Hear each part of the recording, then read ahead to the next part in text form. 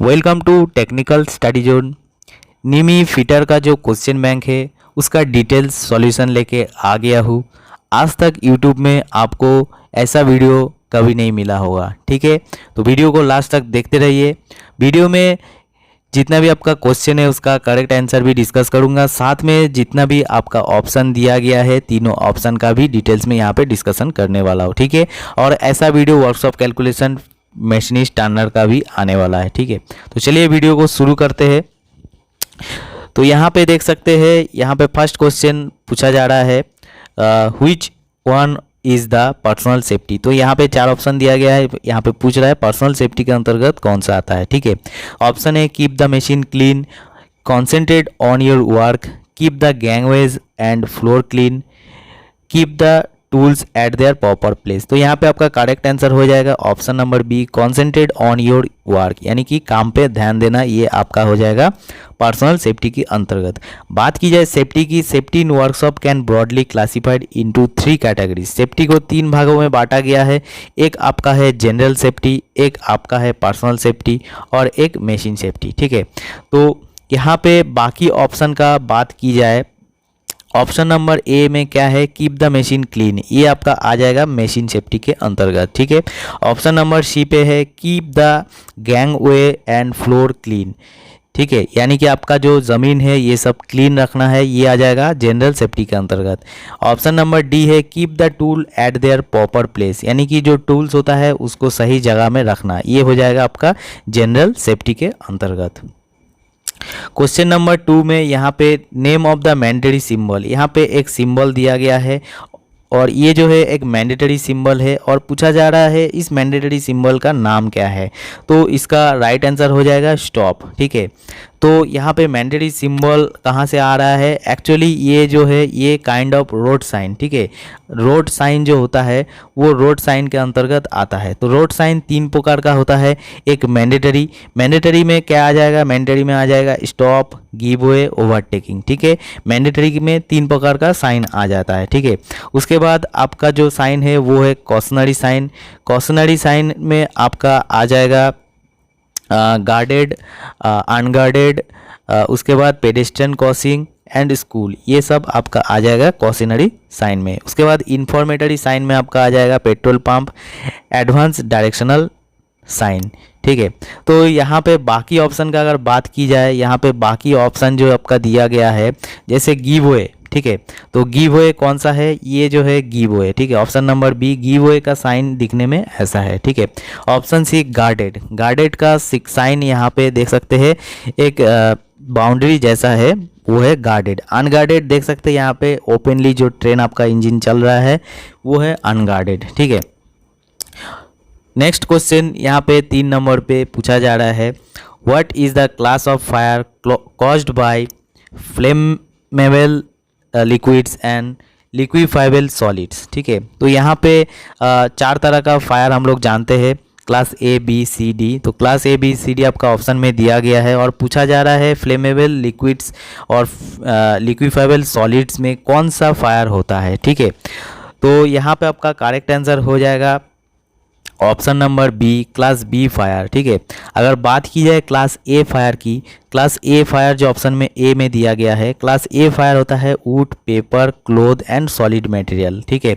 यानी कि would, paper, cloth, solid material द्वारा जो आग लगता है वो होता है क्लास ए फायर के अंतर्गत। क्लास बी फायर यहाँ पे देख सकते हैं, क्लास बी फायर जो आपका क्वेश्चन में पूछा गया है ऑयल बेस्ड फायर, ठीक है। ऑयल बेस्ड फायर जैसे फ्लेमेबल लिक्विड्स, लिक्विफाइबल सॉलिड्स, ये सब के द्वारा अगर कोई आग लगता है वो हो जाएगा class B fire. Class C fire हो जाता है गैस एंड लिक्विफाइबल गैस, ठीक है। गैस के द्वारा अगर कोई आग लगता है वो हो जाएगा क्लास सी फायर। और क्लास डी फायर हो जाता है मेटल एंड इलेक्ट्रिकल इक्विपमेंट द्वारा जो आग लगता है, ठीक है। उसके बाद अगला क्वेश्चन यहाँ पे देख सकते हैं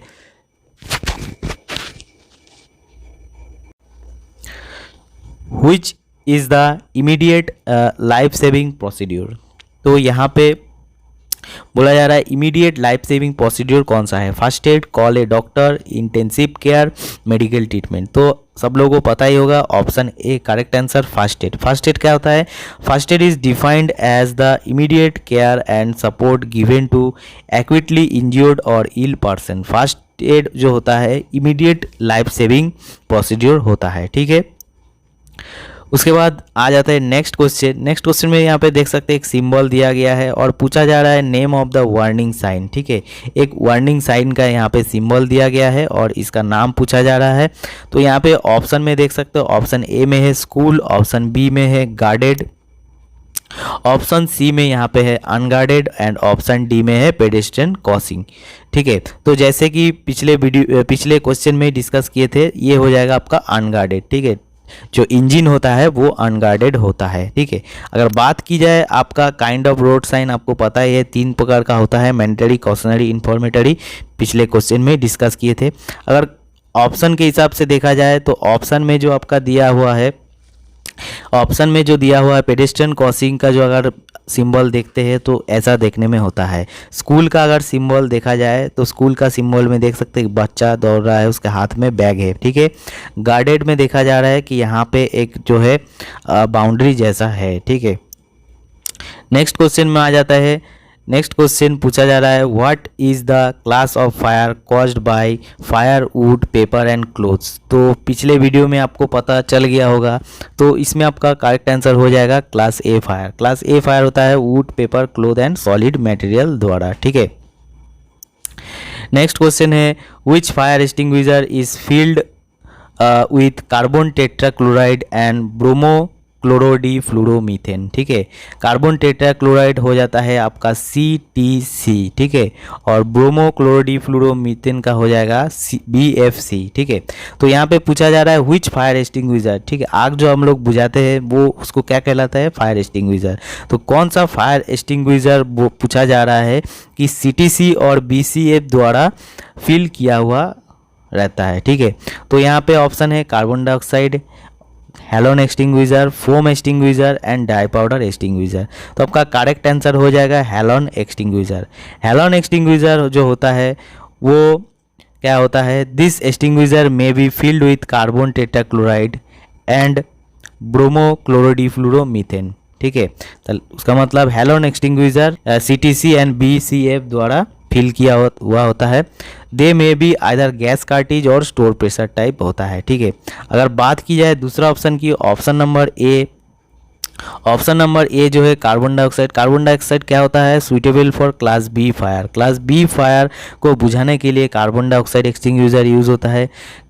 उसके बाद foam extinguisher, foam extinguisher are most suitable for flammable liquids, ठीक है। लिक्विड्स फायर में जो आपका जो एक्सटिंग्विशर यूज़ होता है वो फोम एक्सटिंग्विशर। ऑप्शन डी में देखा जाए ड्राई पाउडर एक्सटिंग्विशर, ये जो होता है ये होता है क्लास डी फायर को बुझाने के लिए, ठीक है। नेक्स्ट क्वेश्चन जो है which comes under mechanical occupational hazards. तो हम लोगों को पता है ऑक्यूपेशनल हैज़ार्ड्स बहुत तरह का होता है, तो यहाँ पे पूछा जा रहा है कौन सा मैकेनिकल जो होता है मैकेनिकल ऑक्यूपेशनल हैज़ार्ड्स के अंतर्गत आता है। तो यहाँ पे ऑप्शन देख सकते हैं noise, toxic, unskilled, unguarded machinery. तो यहाँ पे मैकेनिकल पूछा जा रहा है, इसीलिए जो है आपका करेक्ट आंसर हो जाएगा ऑप्शन डी अनगार्डेड मशीनरी। तो अनगार्डेड मशीनरी ये आपका आ जाएगा मैकेनिकल। अब बात की जाए mechanical occupational hazard, mechanical occupational hazards के अंतर्गत क्या क्या आता है वो आ जाएगा आपका अनगार्डेड मशीनरी, उसके बाद no fencing, no safety device, no control device, ये सब आ जाएगा मैकेनिकल ऑक्यूपेशनल हैज़ार्ड्स के अंतर्गत। अगर बात की जाएगा दूसरा ऑप्शन की, जैसे ऑप्शन नंबर ए है नॉइज़। नॉइज़ जो है हमारा आ जाएगा फिजिकल हैज़ार्ड्स के अंतर्गत। ऑप्शन बी में है टॉक्सिक, टॉक्सिक जो आ जाएगा हमारा केमिकल हैज़ार्ड्स के अंतर्गत। ऑप्शन सी में है अनस्किल्ड, अनस्किल्ड जो हो जाएगा ये साइकोलॉजिकल हैज़ार्ड्स के अंतर्गत, ठीक है। उसके बाद आ जाते हैं नेक्स्ट क्वेश्चन। नेक्स्ट क्वेश्चन में यहाँ पे देख सकते हैं, यहाँ पे पूछा जा रहा है how to stop bleeding of an injured person. अगर किसी का हाथ पैर कट गया है तो वहाँ से खून निकल रहा है, तो खून को बंद करने के लिए क्या अप्लाई किया जाता है, कैसे उसको बंद किया जाता है? टाई बैंडेज यानी कि बैंडेज को बांधना, apply ointment, apply tincture over the wound, apply pressure over the wound. तो यहाँ पे आपका करेक्ट आंसर हो जाएगा apply pressure over the wound, यानी कि जहाँ पे आपका कट गया है, घाव है, उस जगह पे आपको प्रेशर अप्लाई करना है। ठीक है, तो यहाँ पे देख सकते हैं स्टॉप ब्लीडिंग कैसे स्टॉप किया जाता है। Control of bleeding is one of the most important thing to save a trauma victim. Use direct pressure on a wound before trying to another method of managing bleeding. ठीक है, तो यहाँ पे देख सकते हैं डायरेक्ट प्रेशर यहाँ पे ऑन ए ओंड बोला जा रहा है। ठीक है, नेक्स्ट क्वेश्चन है what is the name of sine. ठीक है, यहाँ पे एक साइन दिया गया है, इस साइन का नाम पूछा जा रहा है। तो देख सकते हैं यहाँ पे 4 ऑप्शन है आपका, स्कूल, गार्डेड, अनगार्डेड, पेडेस्ट्रियन। आपको तो पता हो ही गया होगा। तो ये जो करेक्ट आंसर है ये हो जाएगा आपका पेडेस्ट्रियन क्रॉसिंग, यानी कि जो पैदल चलने का जो रास्ता है। ठीक है, जेब्रा क्रॉसिंग जो हम लोग बोलते हैं, इस टाइप का अगर दिया गया है सिंबल तो ये हो जाएगा pedestrian crossing.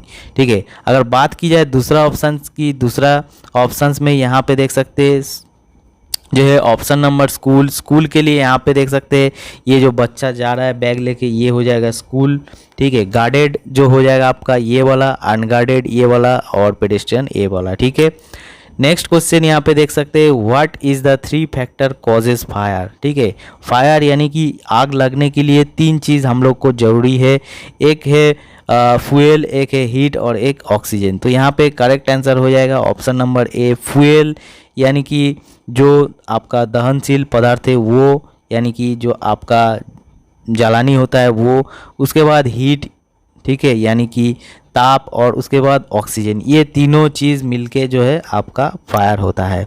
Next question what is the period referred as golden hour. ठीक है, तो फर्स्ट एड इस चैप्टर में एक क्वेश्चन है कि कौन सा पीरियड को गोल्डन आवर कहलाता है। ठीक है, फर्स्ट 30 मिनट आफ्टर इंसिडेंट, यानी कि जो घटना हो जाता है उसके बाद पहला 30 मिनट, दूसरा है फर्स्ट 30 मिनट, पहला 30 minute, first 45 minute of admission, admission के बाद पहला 45 मिनट, और first 60 minute after treatment, treatment के बाद जो पहला 60 मिनट होता है। तो यहाँ पे आपका करेक्ट आंसर हो जाएगा फर्स्ट 30 मिनट्स आफ्टर इंसिडेंट, यानी कि जो आपका घटना होता है उस घटना के बाद जो पहला 30 मिनट होता है वो 30 मिनट बहुत ही इम्पोर्टेंट रोल रखता है। ठीक है, इसीलिए उसको गोल्डन आवर कहता है। देखिए क्या बोला जा रहा है, India have best technology made available in hospitals to treat disgusting medical problems. कोई भी प्रॉब्लम होता है तो इंडिया में बहुत सारा टेक्नोलॉजी है, head injury, multiple trauma, heart attack, stroke, ये सब जो है आपका अगर किसी का हो जाता है ये सब घटना, but patient often do poorly because they do not gain access to that technology in time. लेकिन पेशेंट को सही समय में ये सब जो टेक्नोलॉजी जो है नहीं मिलता है इंडिया में जो टेक्नोलॉजी है। ठीक है, अगर किसी का head injury, multiple trauma, heart attack हो जाता है, उसको अगर तुरंत हॉस्पिटल में पहुंचाया जाए तो उसको टेक्नोलॉजी मिल सकता है। इसीलिए the risk of dying from this condition is greatest in the first 30 minute, यानी कि किसी को अगर इस तरह का प्रॉब्लम होता है उसके लिए जो पहला 30 मिनट होता है वो बहुत ही महत्वपूर्ण है। Often instantly this period is referred as golden period, इसलिए इस समय को गोल्डन पीरियड बोला जाता है। नेक्स्ट क्वेश्चन है what is the first step of avoiding accident in work place. ठीक है, कोई भी वर्क प्लेस में अगर आपका एक्सीडेंट हो रहा है, ठीक है, तो वो एक्सीडेंट अवॉइड करने के लिए आपको क्या करना होगा। ठीक है, तो किसी भी जगह में अगर एक्सीडेंट ना हो इसके लिए आपको क्या करना होगा। फर्स्ट स्टेप, पहला स्टेप क्या होगा, by wearing safety equipments, doing things one own way, by observing safety precaution, doing things with a highly skilled working practice। तो किसी भी जगह पे एक्सीडेंट ना हो इसीलिए आपको क्या करना होगा, ऑप्शन सी करेक्ट आंसर। ये आपको मान के चलना पड़ेगा बाय ऑब्जर्विंग सेफ्टी प्रिकॉशन, यानी कि जो आपका सेफ्टी प्रिकॉशन है ये सब आपको देख के चलना होगा। ठीक है, नेक्स्ट क्वेश्चन है what is the symbol denotes. तो यहाँ पे देख सकते हैं एक सिंबल दिया गया है, इसका क्या नाम पूछा जा रहा है, stop, give way, pedestrian crossing, overtaking, prohibited. ठीक है, तो यहाँ पे ये जो ऑप्शन हो जाएगा इसका करेक्ट आंसर गिव वे। ठीक है, तो देख सकते हैं बाकी अगर ऑप्शन की बात की जाए, स्टॉप, स्टॉप का सिंबल आप लोगों को पता ही है, ये हो जाएगा स्टॉप। ओवरटेकिंग प्रोहिबिटेड का सिंबल आप लोगों को नहीं पता है, इसका सिंबल ऐसे होता है। और पेडेस्ट्रियन क्रॉसिंग का भी सिंबल आप लोगों को पता है। ठीक है, नेक्स्ट क्वेश्चन में आ जाते हैं। नेक्स्ट क्वेश्चन यहाँ पे देख सकते हैं, नेक्स्ट क्वेश्चन में पूछा जा रहा है what is the colour code of bins waste paper segregation. ठीक है, तो यहाँ पे जितना भी वेस्ट मटेरियल होता है, हर वेस्ट मटेरियल के अलग अलग कलर होता है। ठीक है, तो यहाँ पे आपको पूछा जा रहा है पेपर के लिए यानी कि कागज़ के लिए आपका कौन सा कलर हो जाएगा, रेड, ब्लू, ब्लैक, ग्रीन। तो यहाँ पे करेक्ट आंसर हो जाएगा आपका ब्लू। ठीक है, अगर बात की जाए दूसरा कलर की, दूसरा कलर कहाँ कहाँ यूज़ होता है, देख सकते हैं यहाँ पे सीरियल नंबर, वेस्ट मटेरियल और कलर कोड यहाँ पे दिया गया है।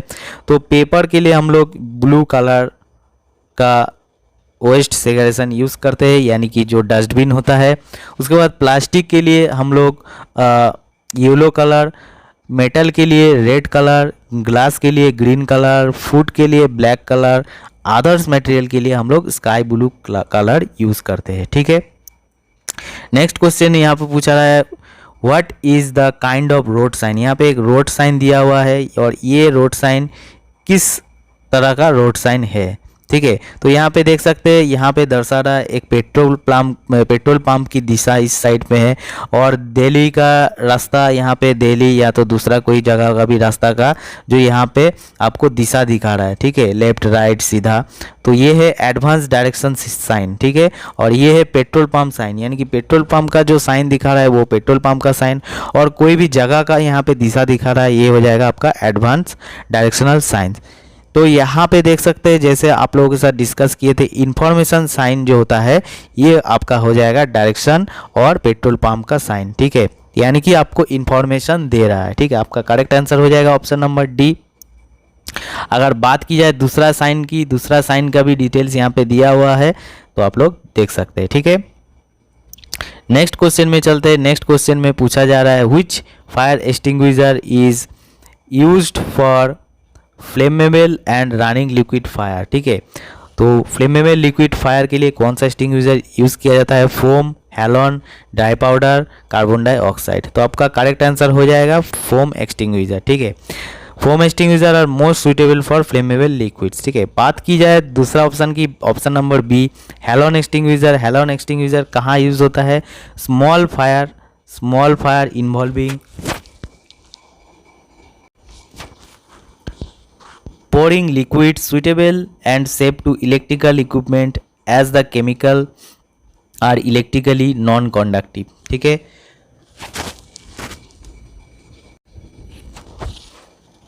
ऑप्शन नंबर सी यहाँ पे पूछा जा रहा है dry powder extinguisher. Dry powder extinguisher कहाँ यूज़ होता है, क्लास डी फायर में।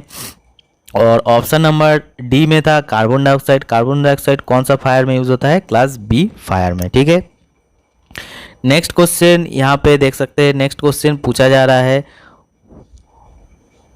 What A denotes in ABC of first aid. तो फर्स्ट एड में एक वर्ड होता है एबीसी, तो एबीसी में ए का फुल फॉर्म क्या होता है, एयरवे, अटेंशन, अरेस्टिंग, एटमॉस्फेयर। तो हम लोग को पता है ए का मतलब हो जाएगा एयरवे। ठीक है, करेक्ट आंसर ए। अगर बात की जाए एबीसी का ए का मतलब है एयरवे, बी का मतलब है ब्रीदिंग एंड सी का मतलब है सर्कुलेशन। ठीक है,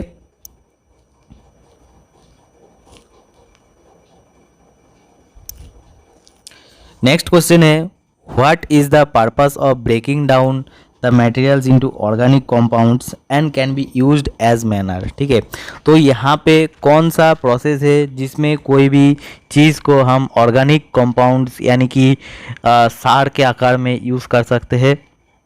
ठीक है, यानी कि जो खाद होता है उसके आकार में यूज़ कर सकते हैं। क्या है, landfills, recycling, composting, burning waste material. तो आपका करेक्ट आंसर हो जाएगा कंपोस्टिंग। ठीक है, कंपोस्टिंग के मदद से हम लोग कोई भी जो वेस्ट मटेरियल है उसको खाद के आकार से यूज़ कर सकते हैं। अगर बात की जाए option A landfilling, landfills are waste management through the use of landfills involve the involve the use of large area, ठीक है। कोई भी लार्ज एरिया यानी कि बड़ा जगह में हम लोग का जो वेस्ट मटेरियल है फेंकना, वो होता है लैंडफिल। रिसाइकलिंग होता है, you will save a lot of energy. Recycling में बहुत सारा एनर्जी सेव होता है, बिकॉज क्या होता है, resource and thereby reduce production. आपका इसमें एनर्जी भी सेव होता है, रिसोर्स यानी कि जो आपका संपद वो भी सेव होता है, और पॉल्यूशन भी आपका कम होता है, ठीक है। ऑप्शन डी में था आपका burning waste material, waste material को जला देना, ठीक है। If you can not recycle, if there are no proper place for setting up landfills, you can burn the waste matter generated in your household, ठीक है। तो जो भी चीज़ आपका घर से, जो भी आपका पदार्थ वेस्ट मटेरियल उत्पन्न हो रहा है, उसको अगर फेंकने का जगह नहीं है या तो उसको रिसाइकिल करने का उपाय नहीं है, तो उसको क्या करना होगा, जला देना पड़ेगा, ठीक है। नेक्स्ट क्वेश्चन है, देख सकते हैं ये कलर का ही दिया गया है। तो यहाँ पे देख सकते हैं पूछा जा रहा है what is the colour code of for plastic waste bin. तो प्लास्टिक वेस्ट बिन का जो कलर हो जाएगा आपका ऑप्शन नंबर डी, येलो, ठीक है। इसका डिटेल्स यहाँ पे दिया गया है, पहले भी डिस्कस कर चुका हूँ। यहाँ पे देख सकते हैं name of the part mark x, एक फाइल का इस पार्ट का मार्क आपको पूछा जा रहा है। ये पार्ट एक्स से मार्किंग किया हुआ है और एक्स से मार्किंग किया हुआ पार्ट का नाम पूछा जा रहा है, हिल टैंक फेरुल फाइल लेंथ। तो बात की जाए अगर ऑप्शन, अगर आपका क्वेश्चन बैंक के हिसाब से, क्वेश्चन बैंक में ये ऑप्शन दिया गया है हिल, लेकिन निमी का किताब के अगर हिसाब से आपको देखा जाए तो इसका ऑप्शन हो जाएगा टैंक, ठीक है। Option number B. अब टैंक क्यों हो रहा है, देखिए निमी का जो ऑफिशियल किताब है उसमें से देख सकते हैं, उसमें जो आपका यहाँ पे पिक्चर दिया हो गया है उसमें देख सकते हैं ये वाला पार्ट को टैंक से दर्शाया गया और यहाँ वाला, इस वाला पार्ट को यहाँ पे हील से दर्शाया गया, ठीक है। तो इसको टैंक बोलते हैं, ठीक है। अगर कोई भी एग्जाम में अगर आप टैंक आंसर करके आते हो और उसमें अगर जो एग्ज़ाम ले रहा है वो अगर हील ऑप्शन को करेक्ट आंसर लिया, अगर आपका वहाँ पे ऑब्जेक्शन होगा तो आप निमी का ये रेफरेंस उठा के आप बोल सकते हो कि टैंक इसका करेक्ट आंसर है एज पर निमी, ठीक है। तो इसका रेफरेंस आपको निमी का किताब में मिल जाएगा। नेक्स्ट क्वेश्चन है what is the use of try square. Try square का यूज़ क्या होता है, to check right angle, to check acute angle, to check obtuse angle, to check straight angle. तो इसका करेक्ट आंसर हो जाएगा option number A, to check right angle, ठीक है। तो यहाँ पे देखा जाए the try square is used for, try square किस किस काम में यूज़ होता है, चेक द स्क्वायरनेस, ठीक है, स्क्वायरनेस चेक करने के लिए, check the flatness, flatness check करने के लिए, mark line at 90 degree to the edge of work piece, set work piece at right angle, ठीक है, कोई भी वर्क पीस को राइट एंगल में सेट करने के लिए और किसी भी लाइन को 90 डिग्री में काटने के लिए उसका एज के हिसाब से, ठीक है। नेक्स्ट क्वेश्चन है which marking media is poisonous, ठीक है। तो यहाँ पे पूछा जा रहा है कौन सा मार्किंग मीडिया है जो मार्किंग करने के लिए यूज़ होता है वो पॉइजनस होता है, white wash, Prussian blue, copper sulphate, cellulose lacquer. तो यहाँ पे देख सकते हैं कॉपर सल्फेट जो होता है ये हो जाएगा आपका पॉइजनस, ठीक है। तो कॉपर सल्फेट क्यों पॉइजनस होता है, क्योंकि कॉपर सल्फेट का जो सॉल्यूशन बनता है, the solution is prepared by mixing of copper sulphate water and few drop of nitric acid, ठीक है। तो यहाँ पे नाइट्रिक एसिड मिलाया जाता है, इसीलिए जो है ये पॉइजनस होता है, ठीक है। नेक्स्ट क्वेश्चन है which part of universal surface gauge hold the scriber, ठीक है। यूनिवर्सल सरफेस गेज में कौन सा पार्ट स्काई बार को होल्ड करता है, तो यहाँ पे आपका करेक्ट आंसर हो जाएगा स्नाग, ठीक है। स्नाग जो है स्काई बार को होल्ड करते हैं। बाकी ऑप्शन जो है guide pin, rocker arm, fine adjustment screw, इसके लिए यहाँ पे जो है चित्र यहाँ पे आप लोगों को दिया हुआ हूँ, तो इसमें आप लोग डिटेल्स देख सकते हैं। अब बात की जाए स्नाग की, the scriber can be clamped in any position on the spindle with the help of snug, ठीक है। स्नाग की मदद से स्काई बार को यहाँ पे क्लैम्प किया जाता है एंड एक क्लैम्पिंग नाट, स्नाग के साथ एक क्लैम्पिंग नाट भी रहता है, ठीक है।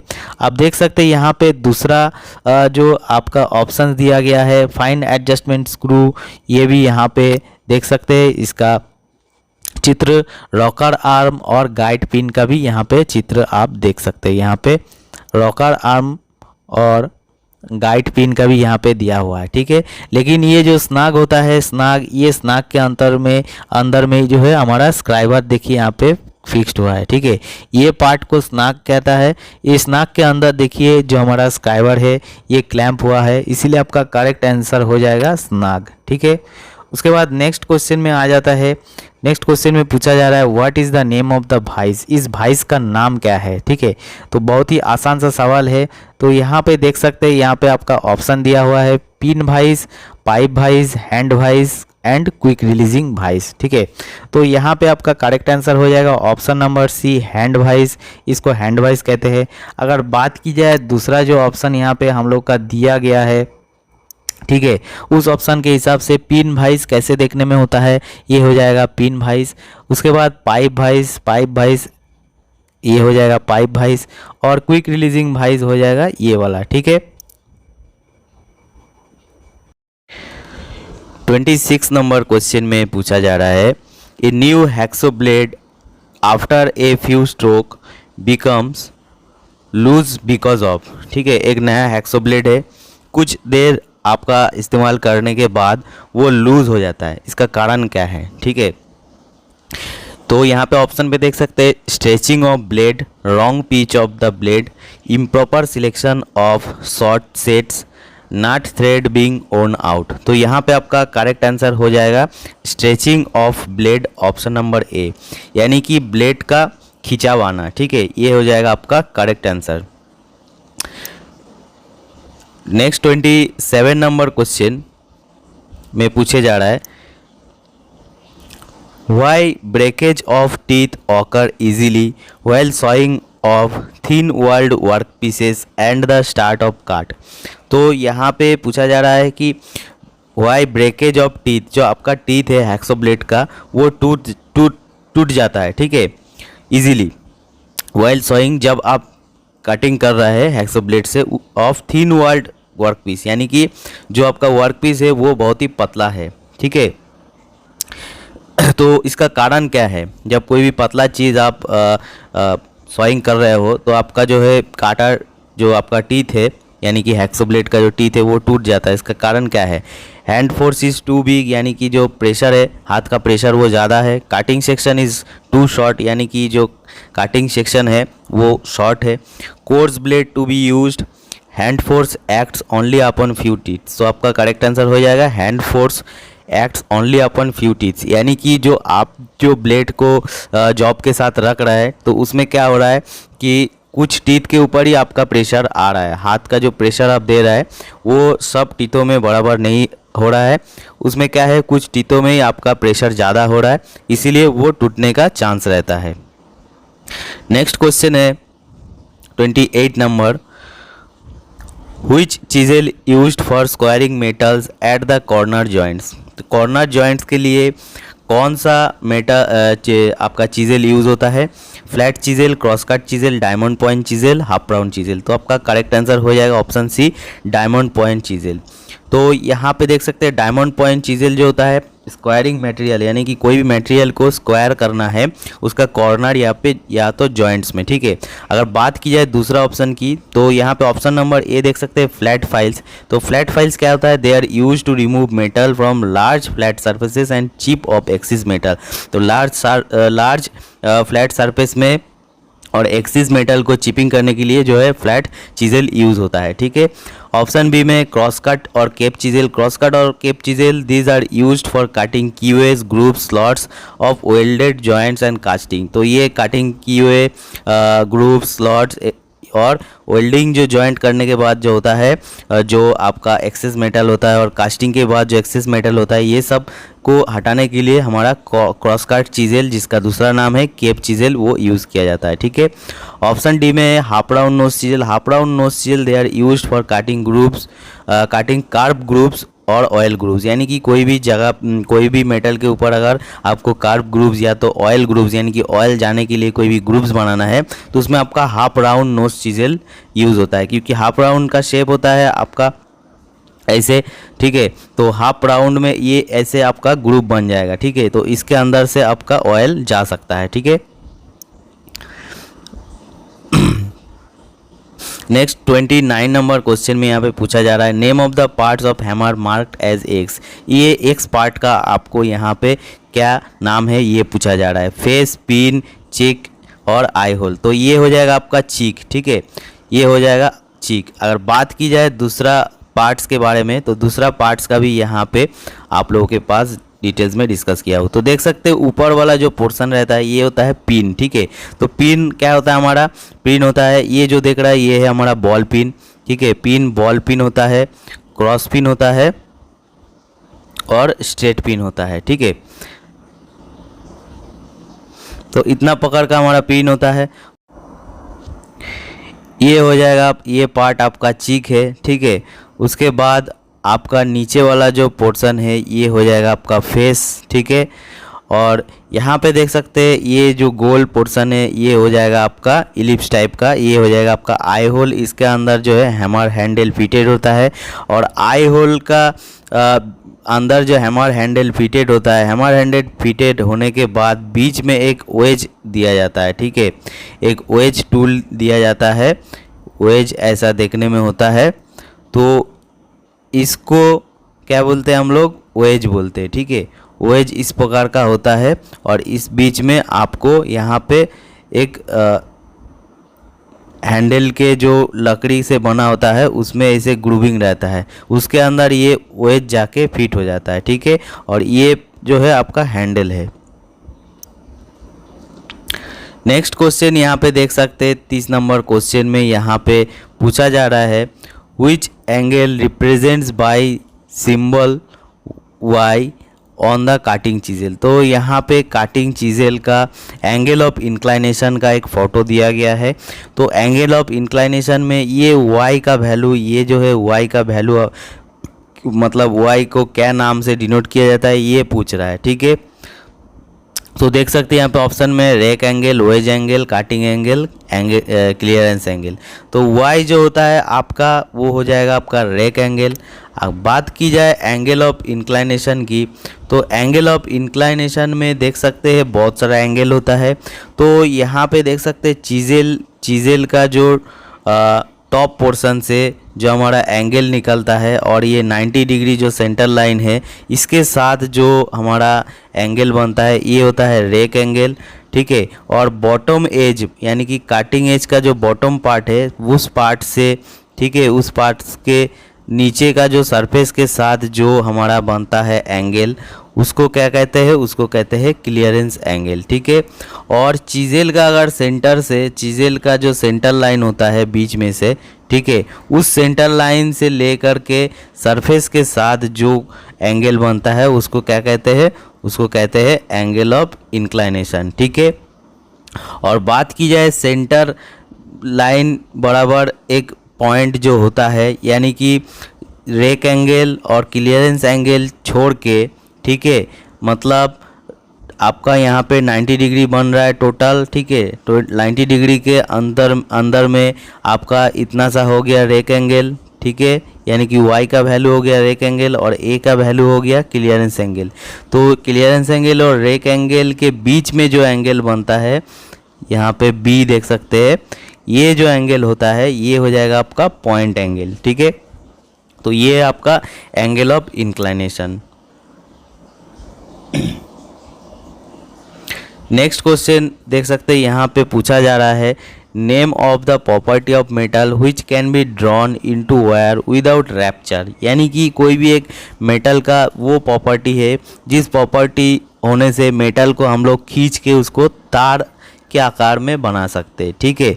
जैसे आपका वायर होता है, ठीक है, तार होता है, वैसे तार आप बना सकते हैं। तो वो कौन सी प्रॉपर्टी है, डक्टिलिटी, टेनासिटी, इलास्टिसिटी, मेलेबिलिटी। तो ये हो जाएगा आपका डक्टिलिटी। देखिए डक्टिलिटी क्या होता है, मेटल का ऐसा प्रॉपर्टी है जिसको आप खींच के तार बना सकते हैं, ठीक है। अगर बात की जाए टेनासिटी की तो टेनासिटी क्या है, tenacity of metal is its ability to resist the effect of tensile forces without rupture. तो टेनासिटी का एग्जाम्पल क्या है, mild steel, wrought iron, copper are example of tenacious material. ठीक है, अगर डक्टिलिटी का अगर एग्जाम्पल देखा जाए तो कॉपर और aluminium are good example for ductile material. ठीक है, ये सब आपको याद रखना है। और टेनासिटी क्या होता है, टेनासिटी होता है वो एबिलिटी जिस एबिलिटी में जो है resist the effect of tensile force. ठीक है, किसी भी मेटल में अगर टेंसाइल फोर्स अप्लाई हो रहा है तो वो रेसिस्ट करता है। ठीक है, विदाउट रैप्चर, कोई भी उसके अंदर रैप्चर नहीं होगा। ठीक है, वो हो जाता है टेनासिटी, ये ओनली टेंसाइल फोर्स। ठीक है, बाकी है इलास्टिसिटी। इलास्टिसिटी क्या है, elasticity of a metal is its power of returning to its original shape after the applied force is released.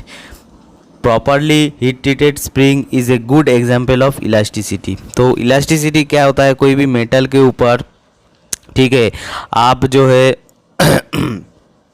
Power apply कर रहे हो। ठीक है, ये जो है फोर्स अप्लाई कर रहे हो। ठीक है, आप कोई भी मेटल के ऊपर फोर्स अप्लाई कर रहे हो तो करने के बाद जो है मेटल का शेप थोड़ा अलग हो जाएगा। ठीक है, फिर आप जो वो फोर्स अगर हटा देते हो, हटाने के बाद मेटल जो है ओरिजिनल शेप में आ जाएगा। ठीक है, ये जो प्रॉपर्टी है ये है इलास्टिसिटी। तो गुड एग्जांपल क्या है ना, स्प्रिंग है। देखिएगा, स्प्रिंग को अगर आप खींचते हैं तो लंबा हो जाता है, फिर छोड़ देने के बाद फिर वो संकुचित होकर छोटा बन जाता है। तो ये है आपका elasticity.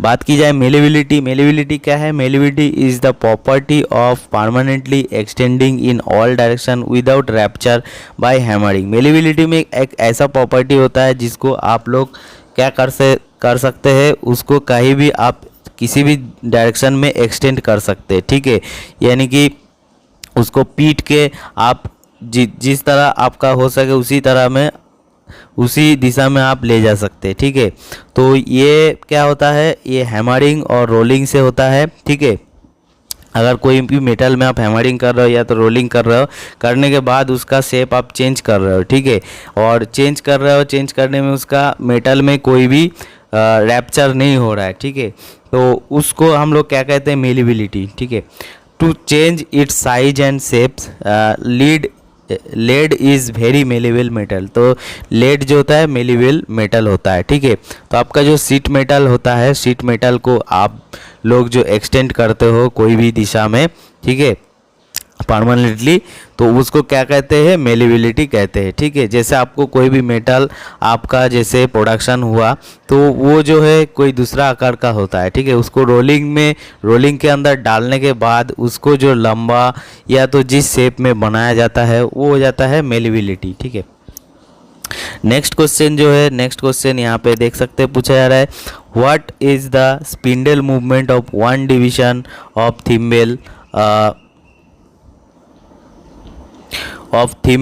With spindle thread 0.5 mm pitch. तो यहाँ पे पूछा जा रहा है कि what is the spindle movement. Spindle movement क्या है, वन डिवीजन ऑफ थिम्बल का एक division with spindle thread 0.5 mm। तो आप लोगों को पता है मेट्रिक जो माइक्रोमीटर होता है उसका स्पिंडल थ्रेड कितना होता है, 0.5 mm पिच का उसका स्पिंडल थ्रेड होता है। ठीक है, तो यहाँ पे पूछा जा रहा है कि एक डिवीजन का मान हमको पूछा जा रहा है थिम्बल का।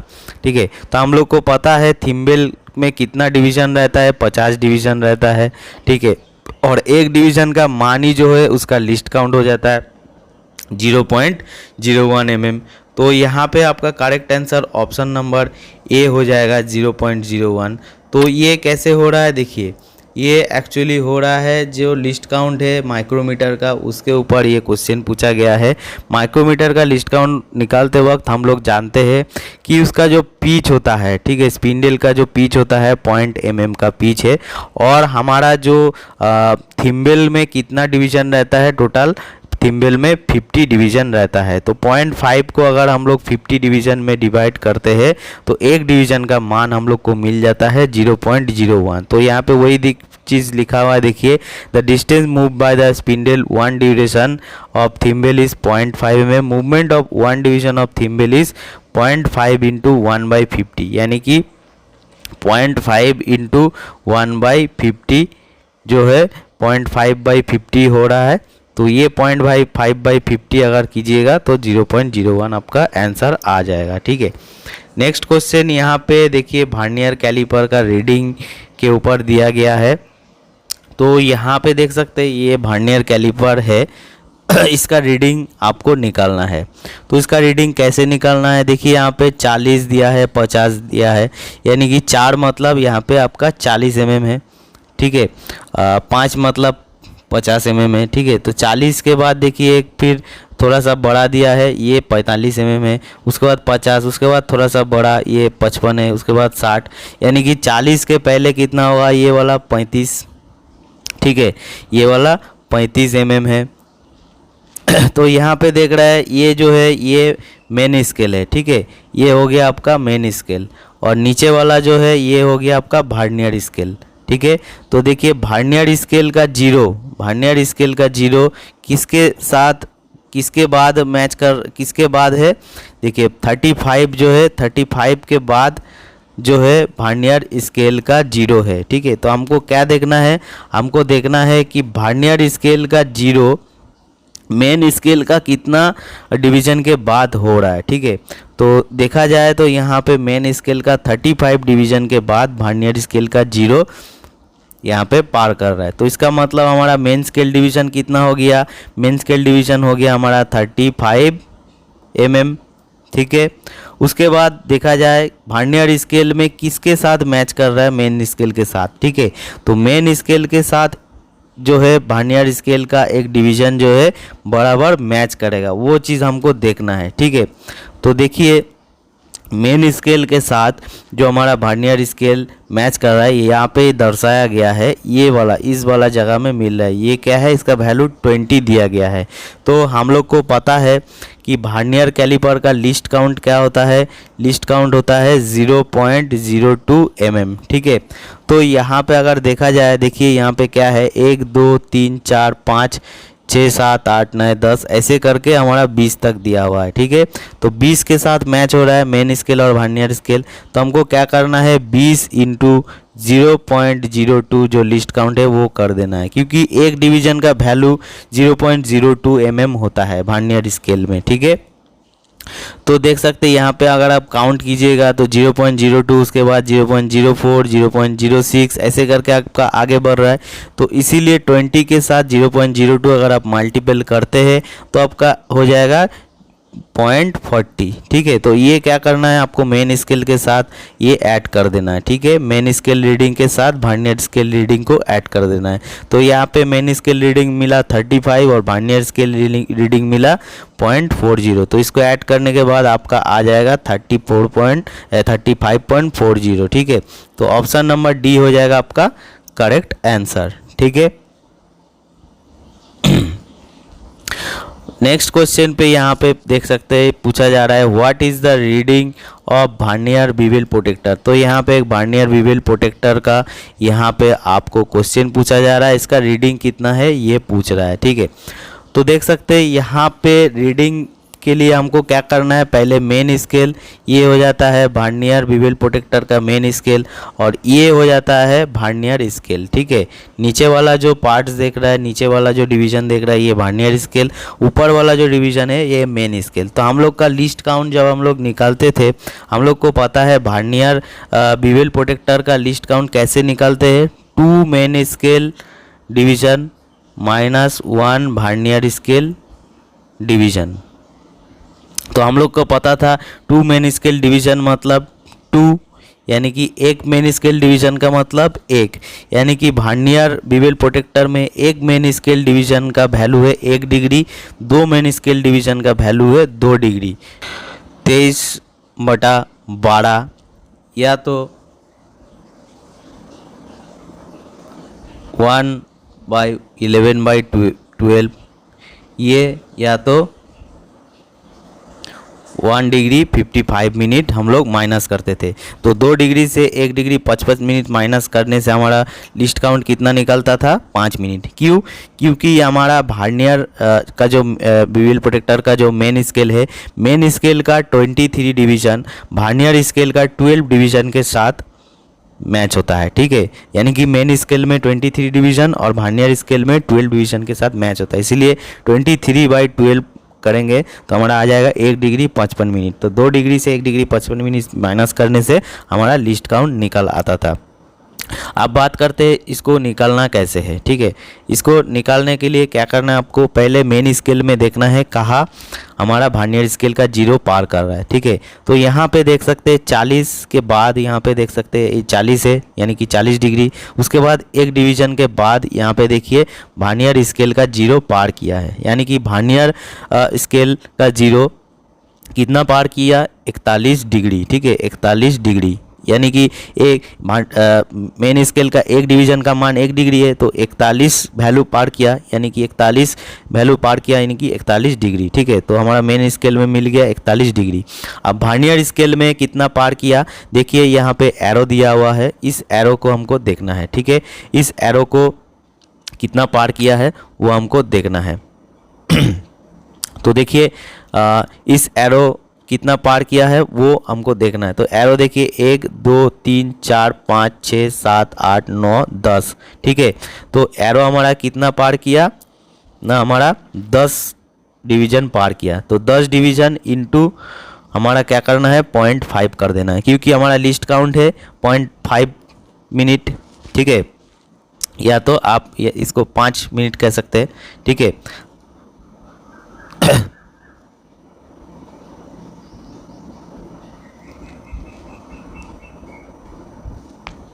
वर्नियर स्केल में 10 डिवीज़न पार किया, तो 10 डिवीज़न के साथ हमारा 5 मिनट इसका एक डिवीज़न का वैल्यू है, तो 10 मिनट 10 डिवीज़न इंटू 5 मिनट कर देना है, तो आपको कितना आ जाएगा 50 मिनट। या तो आप ऐसे भी चेक कर सकते हैं, देखिए ये 5 मिनट है, 5 5 10 5 15। ठीक है, 30 और 0 के बीच यहाँ पे 15 होता है, 30 के बाद और 60 के बीच यहाँ पे 45 होता है। ठीक है, तो 45 यहाँ देखिए 45 है, उसके बाद एक डिवीज़न गया यानी कि 50 हुआ। ठीक है, तो यहाँ पे एक एक डिवीज़न का जो वैल्यू है वो होता है 5 मिनट। तो 10 डिवीज़न पार किया, इसका मतलब जो है 50 मिनट पार किया। ठीक है, तो 41 डिग्री आपका मिल गया था मेन स्केल रीडिंग में, और 50 मिनट जो है आपका वर्नियर स्केल रीडिंग में आ गया। तो आपका टोटल वैल्यू हो जाएगा 41 डिग्री 50 मिनट। ठीक है,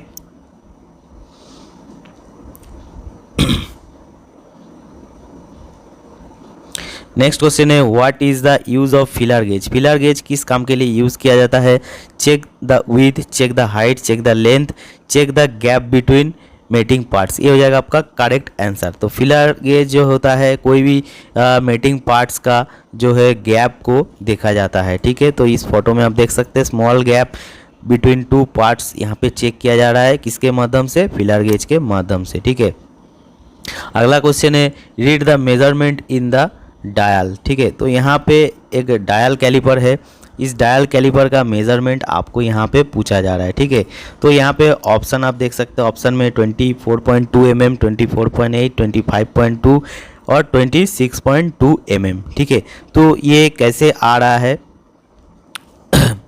तो यहाँ पे हमको देखना है, ये जो है ये हमारा है मेन स्केल। ठीक है, ये मेन स्केल है, और ये जो है ये डायल कैलिपर का रीडिंग है। ठीक है, ये जो है ये डायल है, ये गोल देख सकते हैं, ये डायल है, ये डायल में जो रीडिंग दे रहा है वो हमको काउंट करना है, और मेन स्केल का रीडिंग कितना दे रहा है वो हमको काउंट करना है। तो यहाँ पे देख रहा है मेन स्केल में यहाँ पे जो 1 दिया हुआ है इसका मतलब 10 mm, 2 दिया हुआ है इसका मतलब 20 mm। तो देखिए यहाँ पे 5 से स्टार्ट हो रहा है, जो छोटा वाला ये देख रहा है ये 5 mm, उसके बाद 10 mm, उसके बाद फिर 15 mm, उसके बाद 20 mm, उसके बाद देखिए एक जो वैल्यू यहाँ पे दिखाई दे रहा है ये हो जाएगा आपका 25 mm। तो ये मूवेबल स्लाइड कितना दूरी दिखा रहा है, कितना दूरी के बाद यहाँ पे दिख रहा है हमको 25 डिवीज़न यहाँ पे दिख रहा है, क्योंकि ये जो 25 डिवीज़न है ये हमको दिख रहा है। अगर इसको नहीं दिखता तो हम लोग इसको 20 मानते थे, लेकिन अगर ये 25 वैल्यू आपको दिख गया तो इसका मतलब आपको मेन स्केल में क्या मानना पड़ेगा कि 25 डिवीज़न क्रॉस किया है। तो 25 डिवीज़न क्रॉस किया है मतलब 25 का वैल्यू यानी कि 25 mm यहाँ पे लिख दिए। उसके बाद डायल कैलिपर में देखना है कितना पार किया है। तो डायल कैलिपर का लिस्ट काउंट जो होता है हमारा, डायल कैलिपर का लिस्ट काउंट होता है 0.0 5, ठीक है, 0.05 mm लिस्ट काउंट होता है, यानी कि डायल कैलिपर का एक डिवीज़न का मान 0.05 होता है। तो हमको देखना पड़ेगा यहाँ कितना डिवीज़न में ये जो आपका देख रहा है ये वाला कांटा किस डिवीज़न में मैच कर रहा है। देखिए यहाँ पे 0 से स्टार्ट हो रहा है, 1 2 3 4 5 करके 10 20, उसके बाद ये जो मैच हो रहा है 24 पे मैच हो रहा है, ठीक है, देख सकते हैं 24 नंबर जो है उस पर मैच हो रहा है। तो हमको क्या करना है, हमको 24 इंटू क्या कर देना है 0.05 कर देना है, ठीक है। तो 24 इंटू 0.05 कीजिएगा तो आपका वैल्यू आ जाएगा 1.20 mm, ठीक है।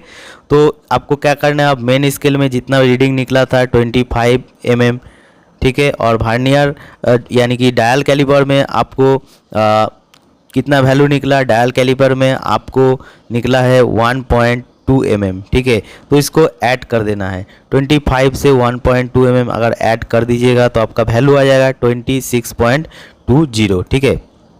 ये हो जाएगा आपका एक्चुअल वैल्यू। तो ऑप्शन नंबर डी हो जाएगा आपका करेक्ट आंसर।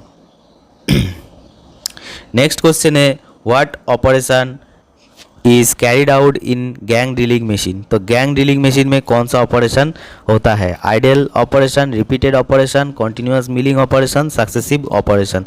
तो गैंग ड्रिलिंग मशीन में सक्सेसिव ऑपरेशन होता है।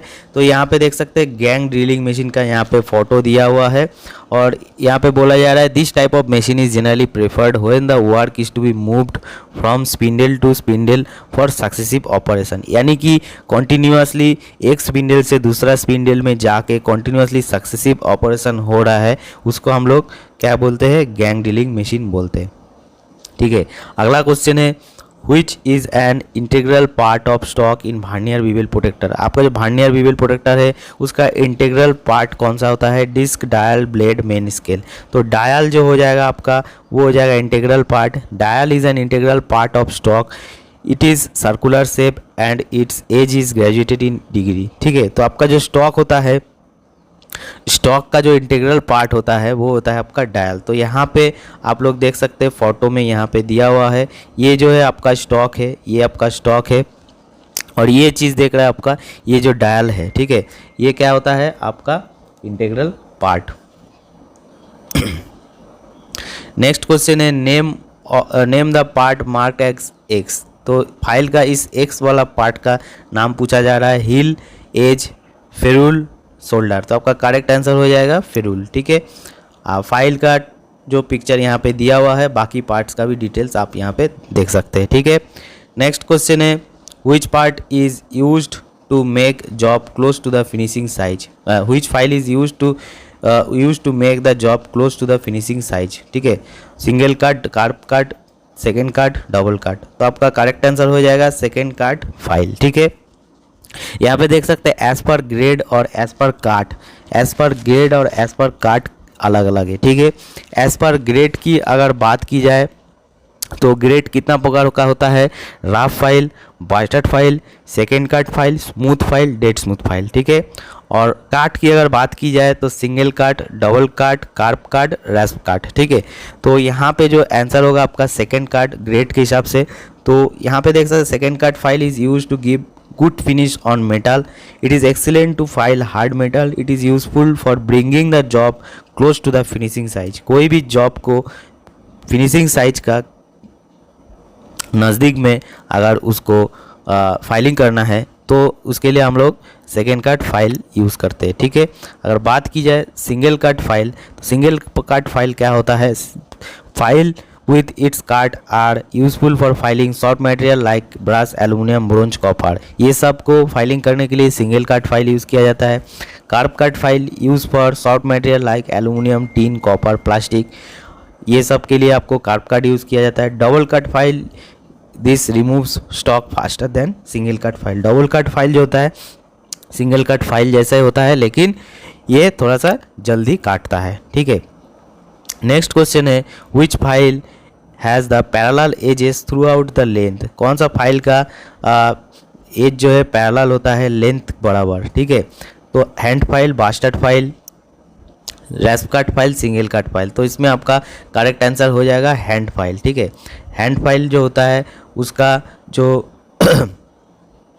एज होता है पैरेलल एज होता है लेंथ के बराबर। ठीक है, तो यहाँ पे देख सकते हैं बाकी जो फाइल का यहाँ पे दिया हुआ है ग्रेड के हिसाब से, और रैस्प कट और सिंगल कट फाइल ये काट के हिसाब से। ठीक है, बास्टर्ड कट फाइल ये ग्रेड के हिसाब से। तो bastard cut file is used in cases where there is heavy reduction of material. Heavy reduction of material के लिए बास्टर्ड फाइल यूज़ होता है। रैस्प कट फाइल कहाँ यूज़ होता है? Individual sharp pointed teeth in a line and is useful for filing would, leather and soft material. ठीक है, और ये होता है हाफ राउंड शेप। ठीक है, रैस्प कट फाइल जो है हाफ राउंड शेप में आता है। सिंगल कट फाइल जो होता है, single cut file has rose of teeth cut in one direction across its face. The teeth are at an angle of 600 to the 60 degree to the center. ये 60 degree होगा। It can cut chips as wide as the cut of the files. Files with this cut useful for filing soft material like brass, aluminum, bronze, copper. ठीक है, next question में पूछा जा रहा है what is the material to manufacture bench vice. Bench vice को बनाने के लिए कौन सा मटेरियल यूज़ होता है? Tool steel, high carbon steel, medium carbon steel, cast iron. तो आपका करेक्ट आंसर हो जाएगा कास्ट आयरन। कास्ट आयरन में बेंच वाइज बनता है। Bench vice is made of cast iron and cast steel. ठीक है, तो अगर आपको ऑप्शन में कास्ट आयरन के बदले कास्ट स्टील भी अगर दिया जाता है तो कास्ट स्टील भी आपका करेक्ट आंसर होगा। And it is used to hold work, filing, sawing, threading and other operation. ठीक है, तो बेंच वाइज में हम लोग क्या करते हैं? फाइलिंग करते हैं, सॉइंग करते हैं, थ्रेडिंग करते हैं और अदर हैंड ऑपरेशन करते हैं। ठीक है, next question 43 number, which marking media provide clear line on the machine finished surface. कौन सा marking media machine finished surface में क्लियर लाइन प्रोवाइड करता है? White wash, Prussian blue, copper sulphate, cellulose lacquer. तो आपका करेक्ट आंसर हो जाएगा Prussian blue. ठीक है, Prussian blue, option number B Prussian blue. तो यहाँ पे बाकी ऑप्शन की बात की जाए, ठीक है, तो पहले देखते हैं प्रूशियन ब्लू क्या होता है। Prussian blue this is used for filed और मशीन फिनिश सरफेस, यानी कि किसी जॉब को अगर आप फाइलिंग करके रखे हो या तो मशीन से फिनिशिंग करके रखे हो तो उस सरफेस के ऊपर हम लोग जिससे मार्किंग करते हैं, जिस मार्किंग मीडिया का यूज़ करते हैं वो है Prussian blue. This will give very clear line. ठीक है, ये बहुत ही क्लियर लाइन देता है but takes more time for drawing than other marking media, लेकिन इसको सूखने में बहुत देर लगता है। ठीक है, अगर बात की जाए option number A white wash. White wash is applied to rough forging and casting with oxidised surface. ठीक है, ये सब ऑप्शन भी आपको क्वेश्चन में पूछा जा सकता है। ठीक है, नेक्स्ट क्वेश्चन नेक्स्ट जो है copper sulphate. The copper sulphate is used on filed और मशीन फिनिश्ड सरफेस। फाइल्ड और मशीन फिनिश्ड सरफेस में कॉपर सल्फेट यूज़ किया जाता है। Copper sulphate stick to the finished surface oil. ठीक है, नेक्स्ट ऑप्शन है सेलुलोज लैकर। सेलुलोज लैकर क्या होता है? This is a commercially available marking medium. It is made in different colour and dries very quickly. ठीक है, तो cellulose lacquer जो होता है जल्दी सूख जाता है और प्रूशियन ब्लू सूखने में बहुत ज़्यादा टाइम लेता है। ठीक है,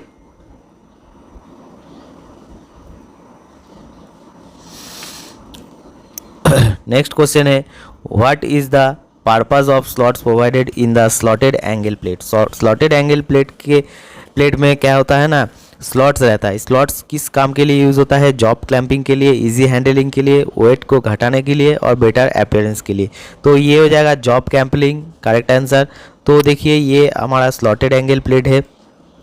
the slots are machines on top surface for accommodating clamping bolts. तो ये होता है क्लैंप, बोल्ट को क्लैम्प करने के लिए। तो बोल्ट किस लिए क्लैम्प किया जाता है? कोई भी जॉब को होल्ड करने के बाद, मान लीजिए यहाँ पे एक जॉब है, इसको क्या करेगा, इसको यहाँ पे होल्ड करने के बाद ये नट बोल्ट से इधर से टाइट करने के लिए दिया हुआ है। ठीक है, this type of angle plates can be tilted 90 degree along with the work for marking और मशीनिंग। इसको 90 डिग्री एंगल में आप घुमा सकते हैं। ठीक है, नेक्स्ट क्वेश्चन है which calliper is use to mark centre of round bar. Centre, कोई भी एक राउंड बार है उसका सेंटर निकालने के लिए कौन सा कैलिपर यूज होता है? Jenny calliper, inside calliper, outside calliper. तो आपका करेक्ट आंसर हो जाएगा जेनी कैलिपर, ठीक है। तो यहाँ पे देख सकते हैं जेनी कैलिपर, और बाकी जो ऑप्शन है, ऑप्शन नंबर डी यहाँ पे छूट गया है, वो है फार्म जॉइंट कैलिपर, ठीक है। तो ऑप्शन बी देख सकते हैं इनसाइड कैलिपर क्या होता है, inside calliper for internal measurement के लिए, outside calliper for external measurement के लिए, और फार्म जॉइंट कैलिपर जो होता है ये होता है एक्चुअली कैलिपर को दो भागों में बांटा जाता है, ठीक है, classified according to their joint and leg, ठीक है। दो तरह की इसका क्लासिफिकेशन होता है, बाय जॉइंट बाय लेग, ठीक है। अगर बाय जॉइंट की बात की जाए तो कैलिपर का जो जॉइंट के हिसाब से दो तरह का होता है, एक फार्म जॉइंट कैलिपर, एक स्प्रिंग जॉइंट कैलिपर, ठीक है। तो वो आउटसाइड भी हो सकता है, इनसाइड कैलिपर भी हो सकता है, ठीक है। तो एक होता है फार्म जॉइंट, एक होता है स्प्रिंग जॉइंट। तो आपको यहाँ पे फार्म जॉइंट पूछा गया है, और एक होता है लेग के हिसाब से, लेग के हिसाब से कैलिपर दो तरह का होता है, इनसाइड कैलिपर और आउटसाइड कैलिपर, ठीक है। जॉइंट यानी कि कैलिपर का बीच में जो दोनों लेग को जॉइंट कर रहा है वो जॉइंट किस प्रकार का है, ठीक है। अगला question, name of the part mark x, ये जो एक्स वाला पार्ट है इस मार्क को क्या नाम है, ठीक है। ऑप्शन देख सकते हैं लेग, पेग, वाशर, फाल्कम। तो फाल्कम जो होता है वो होता है ये बीच वाला पार्ट, ठीक है। आपका करेक्ट आंसर हो जाएगा ऑप्शन डी। तो यहाँ पे बाकी पार्ट्स का अगर बात की जाए तो यहाँ पे देख सकते हैं ये हो जाएगा आपका लेग, दो लेग होता है। उसके बाद आपका सबसे ऊपर ये जो पकड़ने का है इसको बोलते हैं पेग, और ये जो गोल राउंड है ये होता है स्प्रिंग। उसके बाद बीच में जो रहता है वो फाल्कम, और ये आपका एक नाट रहता है, और साथ में यहाँ पे बॉल दिया जाता है, इसको नाट को यहाँ पे घुमा के खोल के आपको लेग को छोटा बड़ा कर सकते हैं, और बीच में एक वाशर रहता है, ठीक है। नेक्स्ट क्वेश्चन है name the angular measuring instrument, इस एंगुलर मेजरिंग इंस्ट्रूमेंट का नाम यहाँ पे पूछा जा रहा है। Bevel gauge, bevel protractor, universal bevel gauge, universal surface gauge. तो ये देख सकते हैं ये दोनों अगर ब्लेड रहता तो इसको हम लोग क्या कहते थे, बिवेल गेज, लेकिन यहाँ पे 3 ब्लेड है, इसका मतलब ये हो जाएगा यूनिवर्सल बिवेल गेज। अगर बात की जाए दूसरा जो ऑप्शन है तो यहाँ पे देख सकते हैं बिवेल गेज, ये वाला दोनों ब्लेड जो होता है वो होता है बिवेल गेज। बिवेल प्रोटेक्टर जो होता है हमारा ये चीज़ होता है बिवेल प्रोटेक्टर, और यूनिवर्सल सरफेस गेज हो जाएगा ये वाला, ठीक है। नेक्स्ट क्वेश्चन है which is used for filing narrow grooves and angle above 10 degree, कौन सा फाइल यूज़ होता है जिसमें हमारा नैरो ग्रुप और एंगल जो होता है 10 डिग्री से ऊपर रहता है? Square file, half round file, triangular file, knife edge file. तो नाइफ एज फाइल ये हो जाएगा आपका correct answer. Knife edge file has the cross section of sharp triangle, it is use for filing narrow grooves and angles above 10 degree. 10 degree के अगर ज़्यादा हो तो उस टाइम आप कौन सा फाइल यूज़ कर रहे हो, वो हो जाएगा आपका नाइफ एज फाइल, ठीक है। बात की जाए दूसरा ऑप्शन की, स्क्वायर फाइल यहाँ पे दिया हुआ है ऑप्शन में।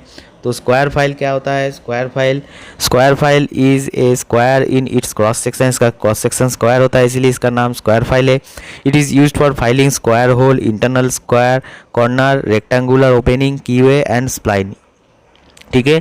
ये सब काम के लिए स्क्वायर फाइल यूज़ होता है। हाफ राउंड फाइल कहाँ यूज़ होता है? Half round file in shape of segment of a circle, ठीक है, ये हाफ राउंड होता है।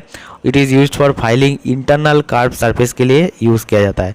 Triangular file is of A triangular cross section. तो सबसे ज़्यादा कन्फ्यूजन होता है ट्रायंगुलर और नाइफ एज में, क्योंकि दोनों फाइल का ही देखने में लगभग सेम है, लेकिन एक पतला है एक थोड़ा मोटा है। तो ट्रायंगुलर फाइल कहाँ यूज़ होता है?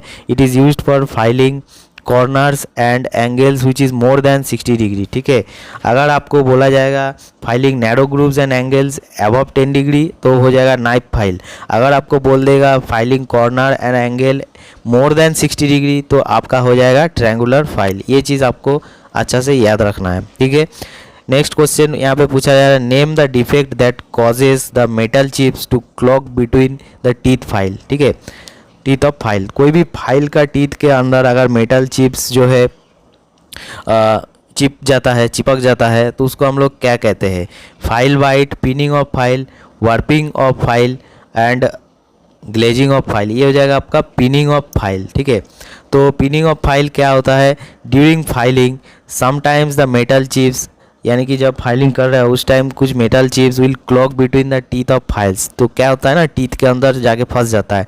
It is known as pinning of file, इसको पिनिंग ऑफ फाइल कहता है। ठीक है, नेक्स्ट क्वेश्चन है which chisel is used for cutting oil grooves. Oil grooves काटने के लिए कौन सा चीजेल यूज़ किया जाता है? Flat chisel, web chisel, half round nose chisel और डायमंड पॉइंट चीजेल। तो इसका करेक्ट आंसर हो जाएगा आपका हाफ राउंड नोज चीजेल। ठीक है, हाफ राउंड नोज चीजेल क्या होता है? They are used for cutting curved grooves और ऑयल ग्रुप्स। ठीक है, बात की जाए फ्लैट चीजेल की, flat chisel they are use to remove metal from large flat surfaces and chip off excess metal of welded joints. Web chisel जो होता है वो होता है, उसको पंचिंग चीजेल भी कहते हैं, वो होता है this chisels are used for separating metals after chain drilling. तो फाइलिंग, कोई इंटरनल सरफेस को फाइलिंग करने से पहले हम लोग क्या करते हैं? चेन ड्रिलिंग करते हैं। तो वो चेन ड्रिलिंग को हटाने के लिए, चेन ड्रिलिंग करने के बाद उसका बीच का मेटल हटाने के लिए हम लोग क्या करते हैं? वेब चीजेल की मदद से उसका बीच का मेटल हटा सकते हैं। ठीक है, डायमंड पॉइंट चीजेल क्या होता है? These are used for squaring metal at the corners and joints. ठीक है, तो ये था आज का 50 क्वेश्चन। तो नेक्स्ट वीडियो में और भी 50 क्वेश्चन डिस्कस करूँगा। तो अगर वीडियो आपको अच्छा लगे तो लाइक कर दीजिए, कमेंट्स कीजिए और इसका पीडीएफ जो है डिस्क्रिप्शन में आपको मिल जाएगा।